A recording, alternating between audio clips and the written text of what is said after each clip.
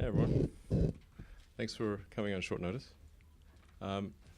So there's two things I wanted to talk about today, and I'll start off with the, uh, the landing of the boost stage. So I'm happy to confirm that we were able to do a soft landing of the Falcon 9 boost stage in the Atlantic, and all the data that we received back shows that it did the soft landing and was in a healthy condition after that. It does look like it was that the stage was subsequently destroyed by wave action, because the seas were very heavy. It was like 15 to 20-foot seas. So we suspect the stage was destroyed due to the essentially stormy seas. But the data is very clear that it shows a soft landing, it shows deployment of all the legs, and that the stage was in a safe state in the water. We also have a video feed, although the link was very weak. So for the video feed, we're trying to clean the video feed up and try to have it be something that where you can make sort of sense of it. And we're going to clean it up as much as we can on the SpaceX side, and then we're going to post it on our website and sort of try to crowdsource, see if people out there can actually make it look even better. Because I know that the people out there are really good at fixing video streams. So I think that's a really huge milestone for SpaceX and certainly for the space industry. No one has ever soft landed a liquid rocket boost stage before. And I think this bodes very well for achieving reusability. As people have maybe heard me say, I think what SpaceX has done thus far is evolutionary, but not revolutionary. And I think if we can make if we can recover the stage intact and relaunch it, the potential is there for a truly revolutionary impact in space transport costs. The cost of propellant is actually only about 0.3% of the cost of the rocket, or of a mission. So if a mission costs $60 million, the cost of propellant is only $200,000. So there's the potential there for ultimately a 100-fold improvement in the cost of access to space. So I think with the information that we've learned from this flight, we know we can soft land the rocket. And we're taking some additional steps with the upcoming flight, which will be a commercial mission for OrbCom to have a much greater probability of getting to the stage in time and recovering it. So we're securing much bigger boats this time.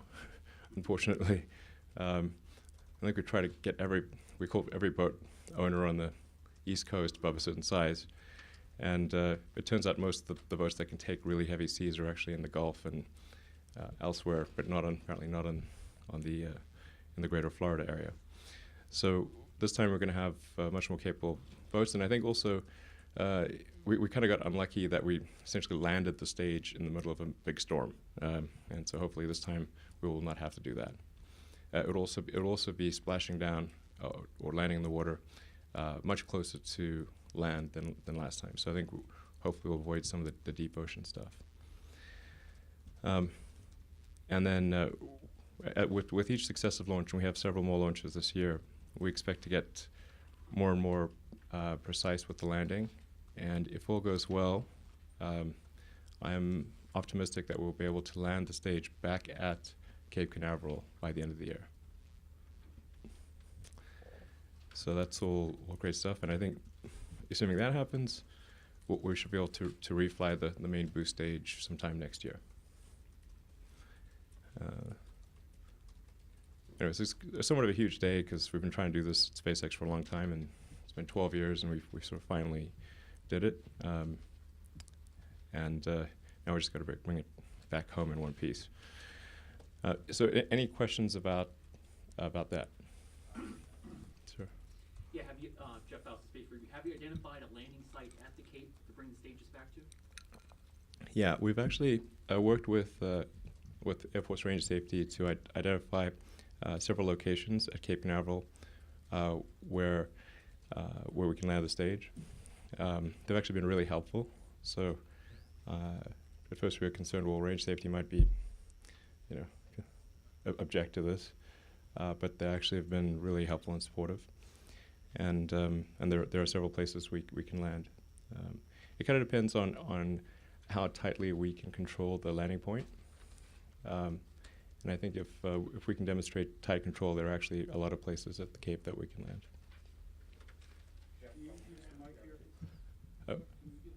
Mike, sure.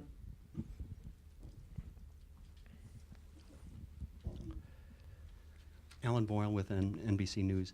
Elon, was anything sighted or recoverable, or was there just nothing left that you could see when you tried to look for the stage?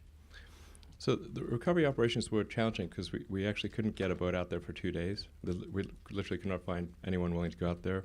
We even called the Coast Guard, and the Coast Guard wasn't willing to go out. So as soon as we could get out there was, like I said, 2 days later.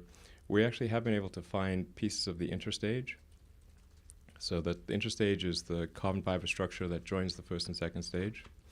And that's certainly something that you would expect to get destroyed by wave action because it's got a big open hole at the top and the waves will come in and kind of blow it apart. So we've recovered most of the interstage. We recovered a portion of one leg, and there were a bunch of other little bits and pieces.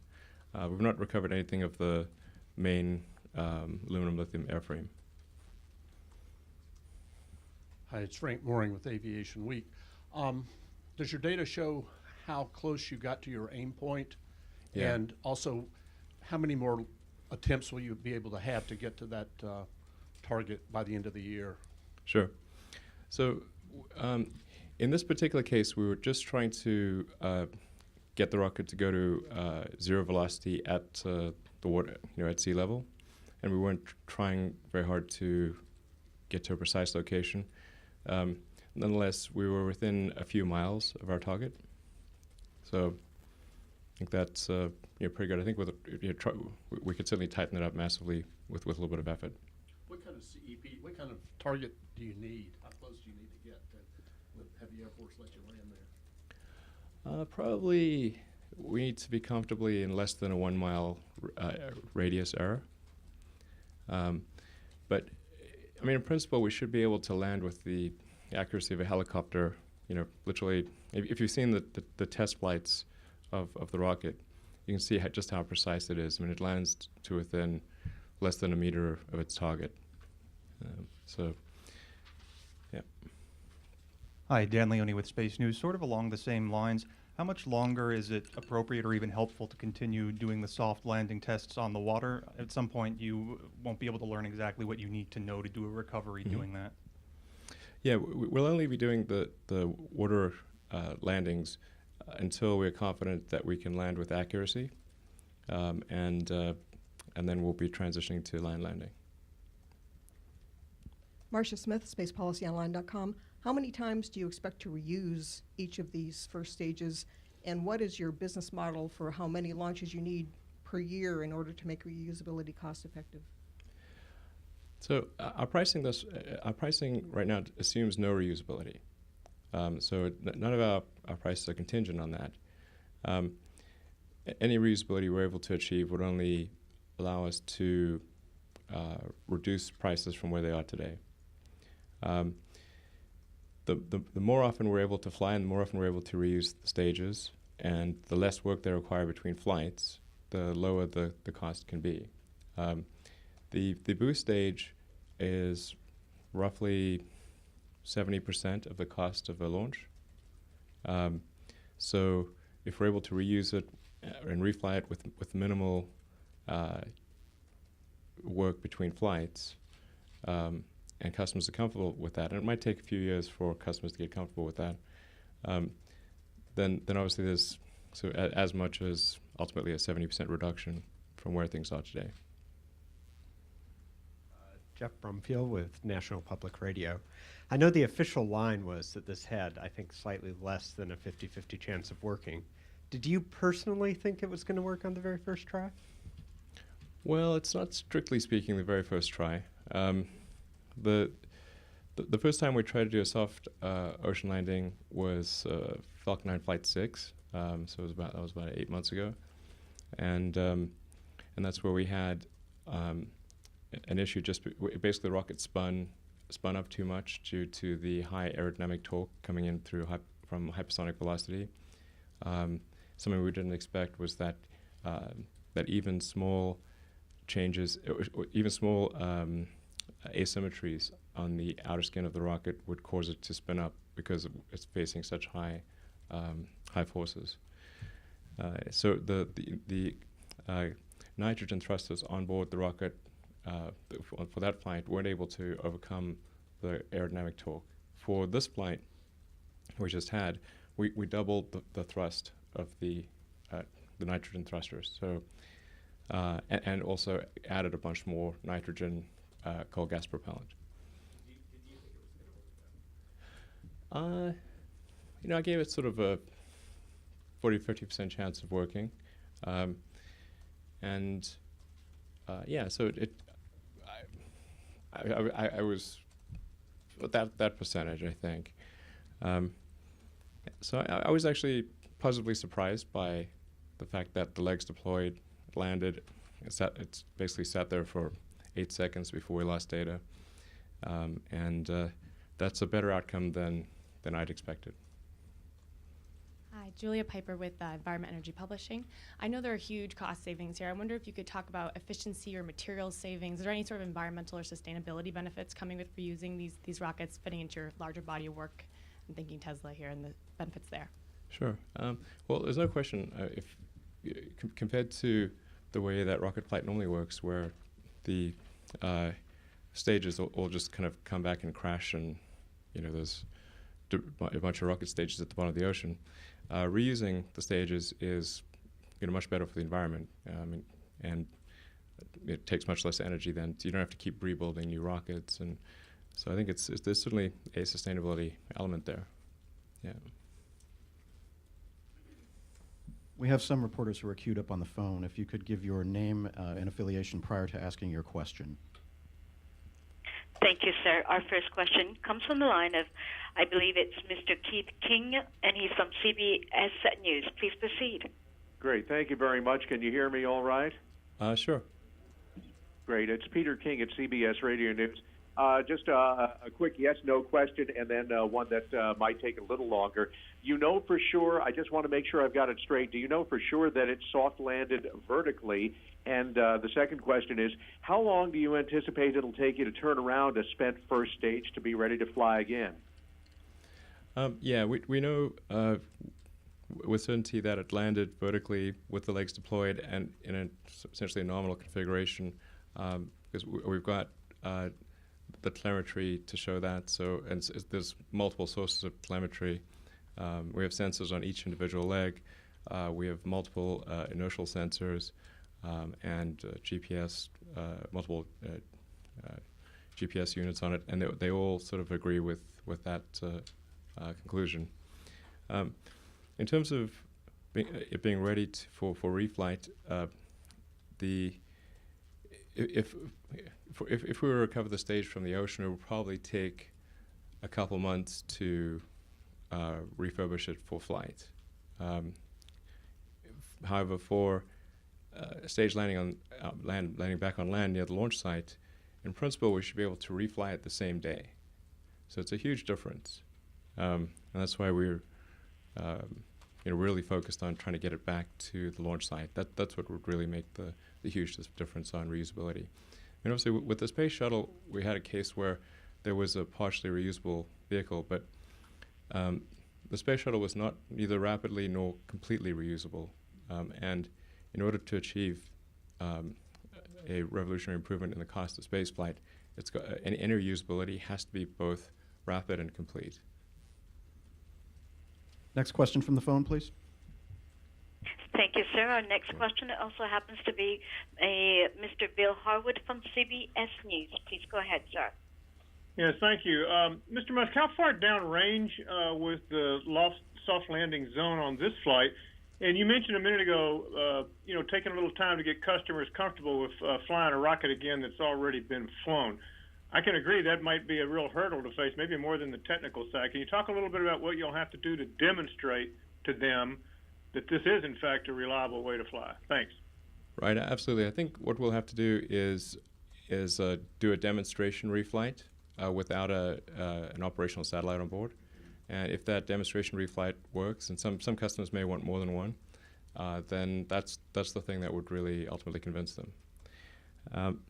And then I should probably transition to the other sort of news item, which is not as well. Not the first one was positive. This one's a bit negative. The SpaceX has decided to file suit and protest the the Air Force ELV block buy. This is a 36-core sole source uncompeted procurement that was signed earlier this year, and that essentially blocks companies like SpaceX from competing for national security launches. Essentially, what we feel is that that this is not right. That the national security launches should be put up for competition, and they should not be awarded on a sole source, uncompeted basis. And it just seems odd that if our vehicle is good enough for NASA and supporting a $100 billion space station, and it's good enough for launching NASA science satellites, for launching complex commercial geostationary satellites, and really every satellite you can imagine, there's no reasonable basis for it not being capable of launching something quite simple like a GPS satellite. So this really doesn't seem right to us. We've tried every avenue to try to figure out why is this the case. Is there anything we can do besides file a protest? And it seems like we're essentially left with the only option, which is to file a protest. The ULA rockets are basically about 4 times more expensive than ours. So this contract is costing the U.S. taxpayers billions of dollars for no reason. And to sort of add salt to the wound, the primary engine used is a Russian main engine made in Russia. And moreover, the person who's sort of heads up Russian space activities is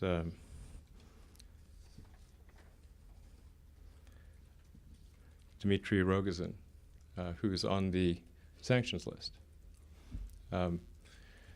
So it seems pretty strange, like, how is it that we're sending hundreds of millions of U.S. taxpayer money at a time when Russia is in the process of invading the Ukraine? And it would be hard to imagine some way that Dmitry Rogozin is not benefiting personally from the dollars that are being sent there. So on the surface of it, it appears that there's good probability of some sanctions violation as well.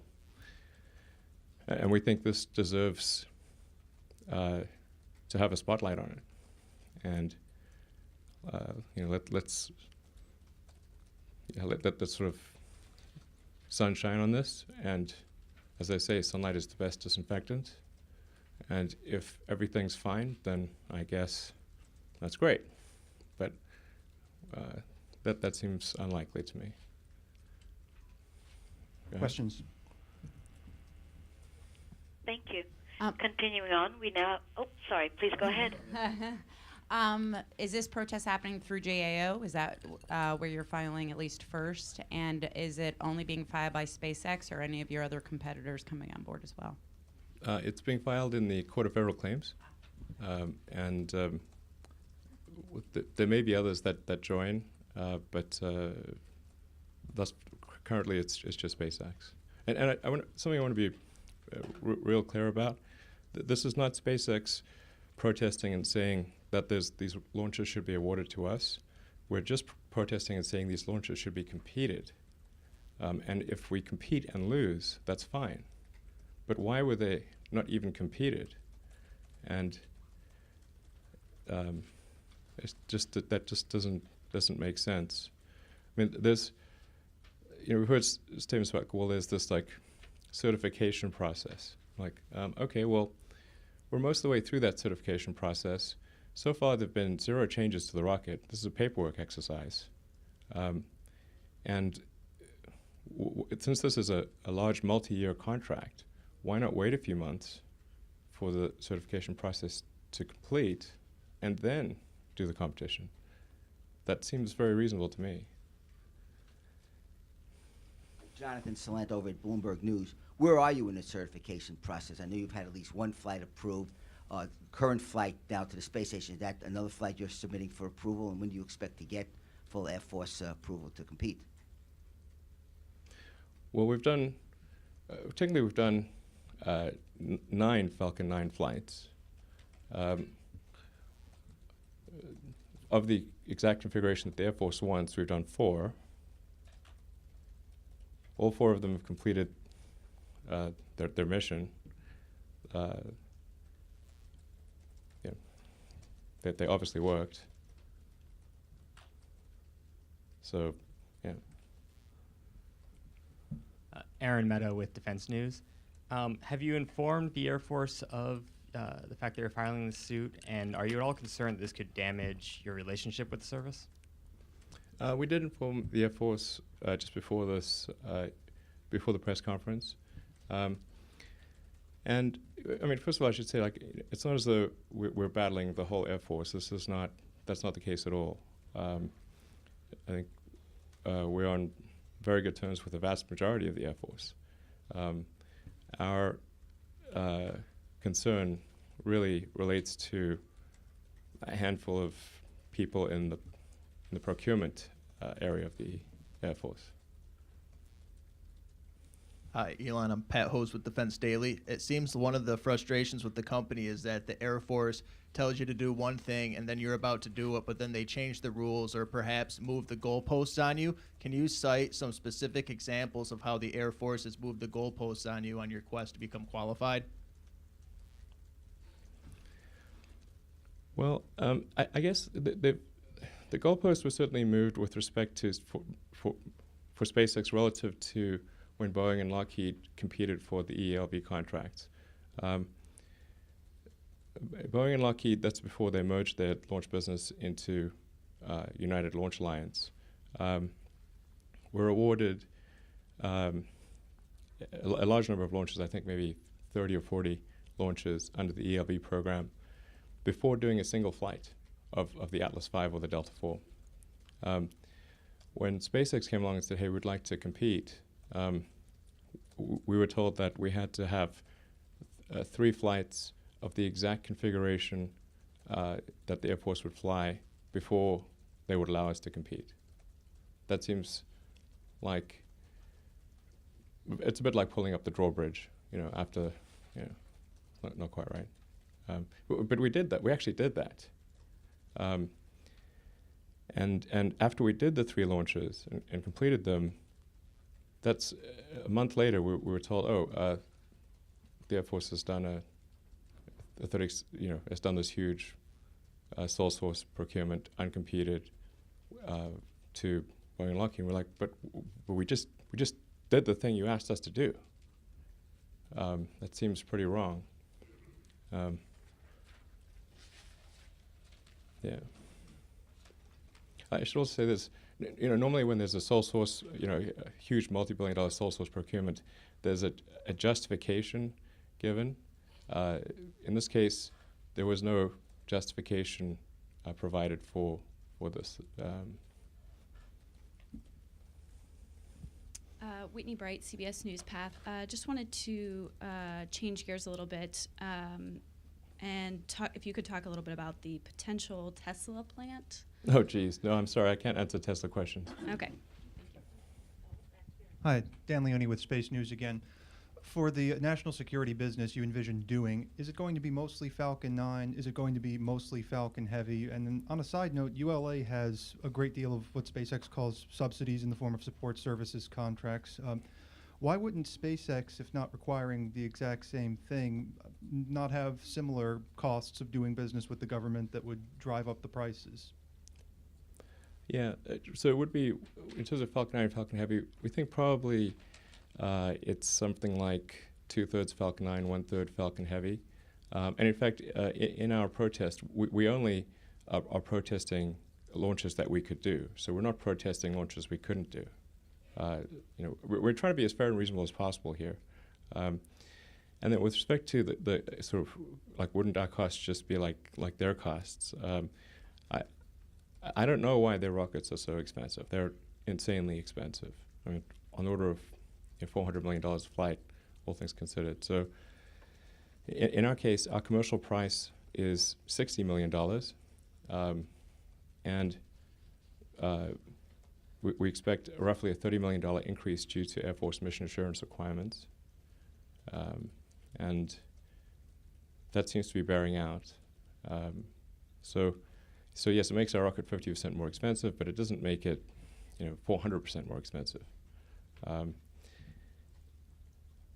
I think we have the advantage that our rocket was designed and the factory was built in the 21st century, whereas Atlas V and Delta IV were designed in kind of the 90s, and in fact have a lot of legacy hardware that stretches back to the 70s and 80s, even before if you count the RL-10. So I think the fact that we have a new rocket design with new manufacturing techniques is very helpful for the cost. I think we have a number of design innovations in the rocket that are also helpful for cost. I mean, there's some of it's just like elementary things. Like if you look at the Atlas V, it uses 3 types of propellant. So it uses solid rocket motors, it uses a kerosene first stage and a hydrogen upper stage. Our rocket, our Falcon 9 by comparison, is a 2-stage rocket. That both stages just use rocket propellant grade kerosene. So right off the bat, to the first order approximation, our operational cost and launch are a third of what an Atlas V would be. Hi, Yang with Bloomberg Television. My question for you is, in announcing this suit, you had your question that you had just posed to the Air Force was, why not wait a few months before awarding ULA the contract? Well, the Air Force awarded ULA the contract a few months ago, back in December, so why are you waiting to file this suit now? And secondly, another question is, I just want to know if you've come any closer to picking a state for the first rocket launch pad. Oh, okay. So this is SpaceX related. If you can answer those two. Thanks. Sure. So we actually only learnt about the big sole source award in March. So it may have been signed in December, but it only came to light, interestingly, one day after the Senate hearing on ELV launch costs, which seems remarkably coincidental to me. I don't think that's an accident. So we've really just had about a month of awareness, and we've been sort of somewhat reeling from that news and trying to see, is this real? Is this actually what's going to be the case? And when we basically made no progress with discussions with the Air Force, we felt we had no choice but to file the protest. Oh, launch pad. So, well, and our primary launch location is Florida with Cape Canaveral. So we've got pad 40 on the Cape Canaveral side, and then pad 39A on the NASA side. And we're actually building out 39A with the ability to do the Falcon Heavy. So probably the first Falcon Heavy launch will be out of the 39A pad, which is really an amazing pad with incredible history. It's where Apollo 11 launched from. So I think that's for the foreseeable future, we expect most of our launch activity to go out of the Cape Canaveral, Cape Kennedy area. We're also developing a launch pad on the south coast of Texas near Brownsville, and we're waiting on the final environmental approvals for that. We expect to get those soon, and we'll probably have that site active in a couple of years. And then, of course, we've got our site at Vandenberg Air Force Base in California for polar launches. And as a rough guess, I think we'll have the NASA flights will tend to go out of 39A, Air Force intelligence flights out of Pad 40, commercial GTO flights or geosynchronous flights out of the Brownsville location, and then all polar flights governing commercial out of Vandenberg. That seems like the logical breakdown. Hi, no, Dana Hughes, ABC News. You mentioned ULA's continued use of Russian engines. Yes. Are you arguing why use Russian engines at all? I do think it's very questionable, particularly in light of international events. Yeah. This seems like the wrong time to send hundreds of millions of dollars to the Kremlin. Thank you. All right, thanks everyone.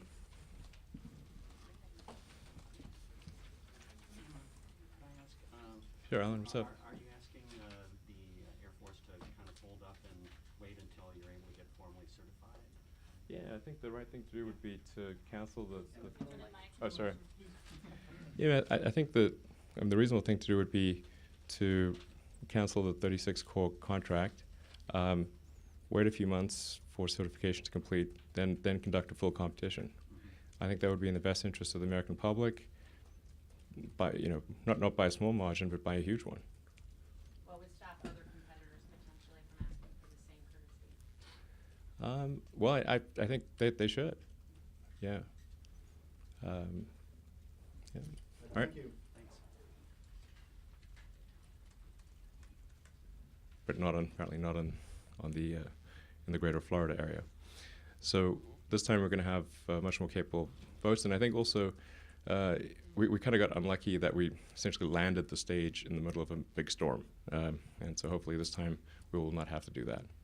It will also be splashing down or landing in the water much closer to land than last time. So I think hopefully we'll avoid some of the deep ocean stuff.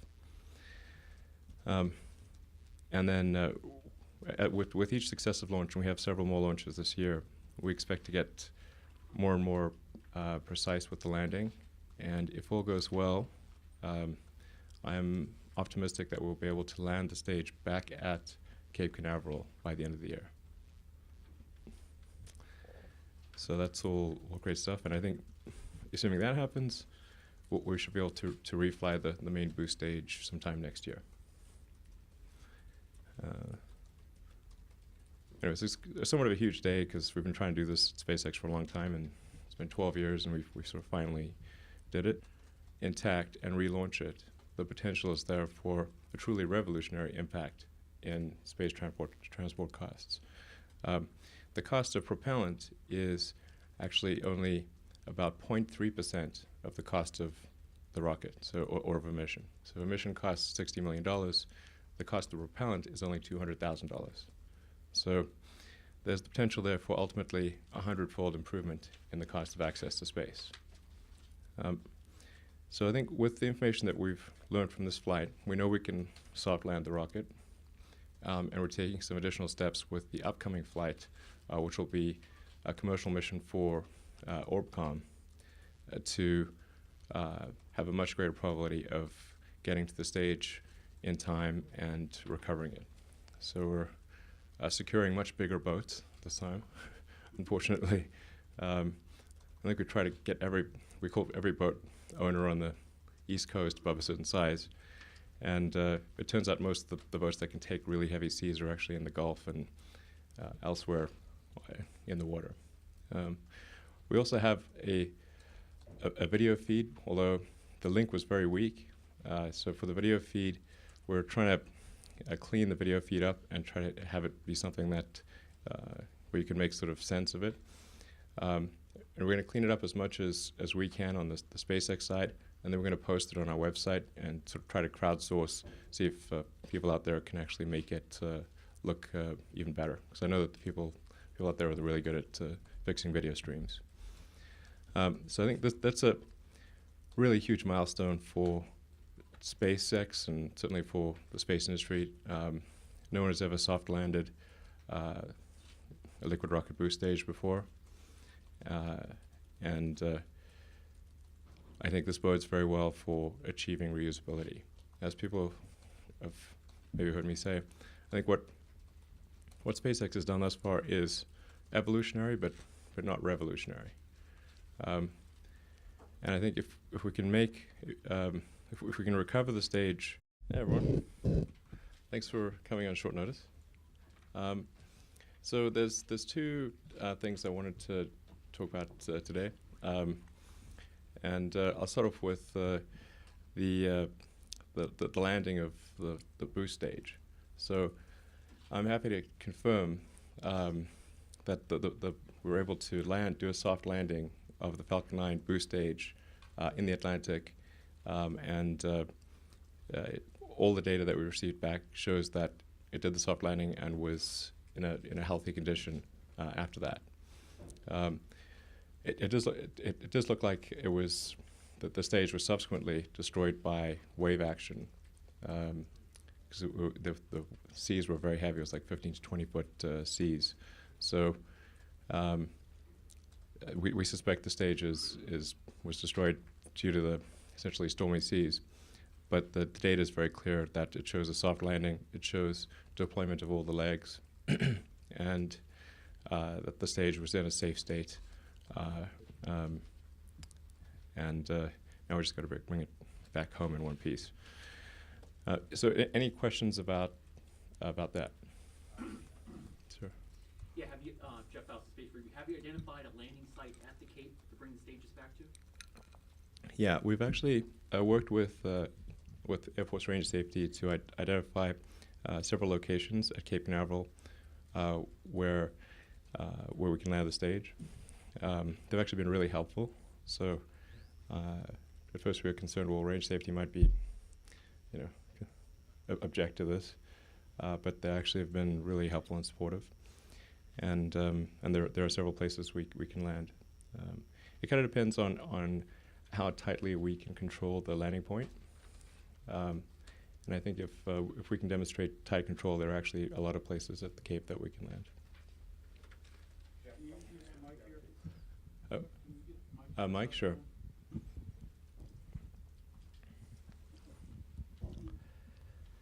Alan Boyle with NBC News.